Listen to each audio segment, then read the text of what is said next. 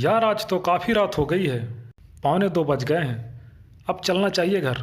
Bye friends, see you tomorrow, good night.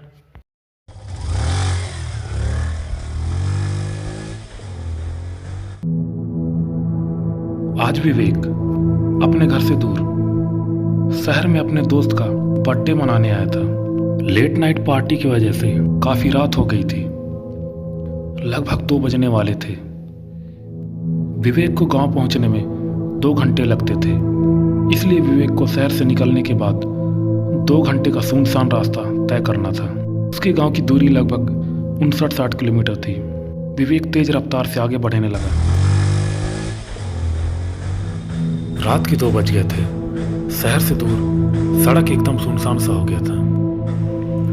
दूर दूर तक कोई दूसरा वाहन दिखाई नहीं दे रहा था। कुछ दूर जाने पर विवेक को एक सड़क मिलता है जो उसके बाएं ओर से मेन सड़क से जुड़ता है।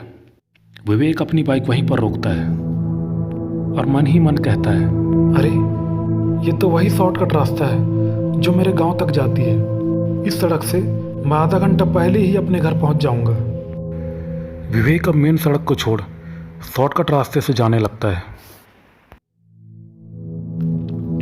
वैसे तो विवेक इस शॉर्टकट रास्ते को पहले कई बार देखा था, मगर कभी सफ़र नहीं किया था, क्योंकि किसी ने उसे बताया था कि यह सड़क कई सारे कस्बों से होकर गुजरती है। इस वजह से इस सड़क पर दिन के समय भयंकर ट्रैफिक होती है।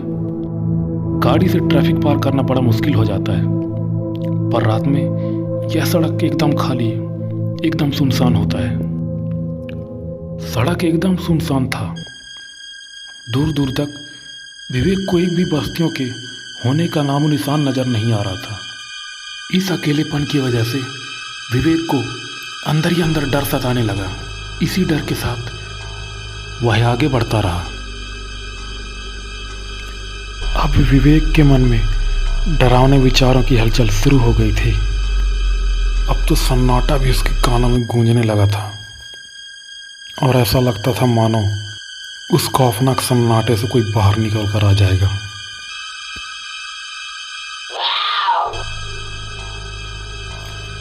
इन्हें सोचते सोचते उसका दिल जोरों से धड़कने लगा था।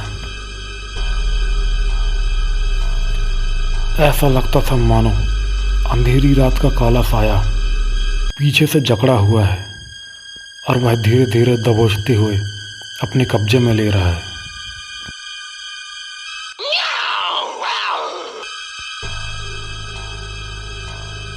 वह बार बार ऊपर वाले से यही प्रार्थना करता कि कहीं सफ़र में गाड़ी ना खराब हो जाए, नहीं तो मौत की साए चारों ओर से दबोचने लगेंगे। विवेक डर के मारे पसीने से भीग गया था। उसके हाथ अब सुन्न पड़ गए थे। बाइक अपने आप ही अंधेरे को चीरते हुए आगे बढ़ रही थी। इसी तरह वो बस आगे बढ़ता रहा।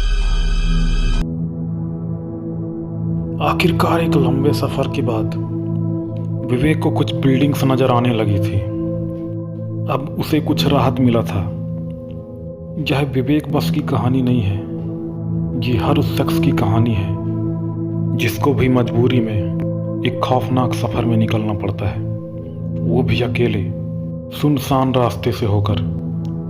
तब हर एक शख्स विवेक बन जाता है। शख्स जैसे जैसे आगे बढ़ते जाता है उसे डर चारों ओर से घेरने लगते हैं। फिर जब खौफ मन में हावी हो जाए तब शख्स की आधी मौत तो खौफ में ही हो जाती है और आधी ऊपर वाली की दुआ के सहारे टिका रहता है।